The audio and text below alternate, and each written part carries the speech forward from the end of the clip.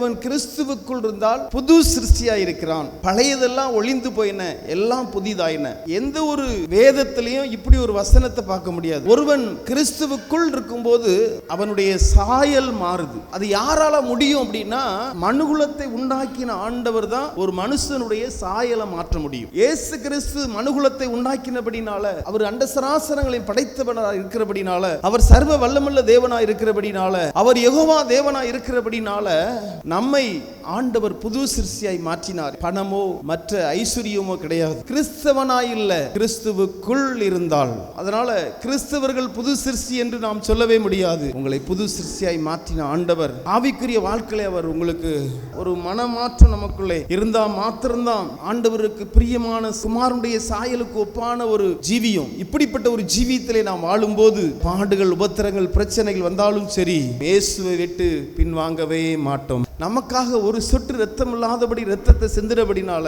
கிறிஸ்துவுடைய அன்பு எங்களை நெருக்கி ஏவுகிறது. ஆண்டவரை குறித்து உங்களுக்கு வைராக்கியம் இருக்கா? அவருக்கு ஊழியம் செய்யணும், அவருடைய நாமத்தை மைப்படுத்தணும், அவருக்கு பிரியமா வாழணும், அவருடைய நாமத்தை எல்லாருக்கும் சொல்லணும், அவரை ருசிக்கிற ஒரு அனுபவத்திலே வாழணும், அவருடைய சக்கன மகிமை, அவருடைய பிரசன்னத்தை உணரணும். இப்படி உங்களுக்கு விருப்பம் இருக்கா? ஆண்டவரே, என்னுடைய பாவத்துக்காக, என் அக்கிரமத்துக்காக ஒரு சொட்டு ரத்தம் இல்லாதபடி ரத்தத்தை சிந்தினீங்கப்பா, இனி எந்த பாவம் நான் செய்ய மாட்டேன், ஆண்டவரே என்னை மன்னிங்கப்பா என்று சொல்லி அதை அறிக்கை பண்ணி அதை ஜெபிக்கும் போது அவர் அந்த பாவமன்னிப்பு நிச்சயத்தை கொடுக்கிறாரு. நமக்குள்ளே ஒரு சந்தோஷம் வருது.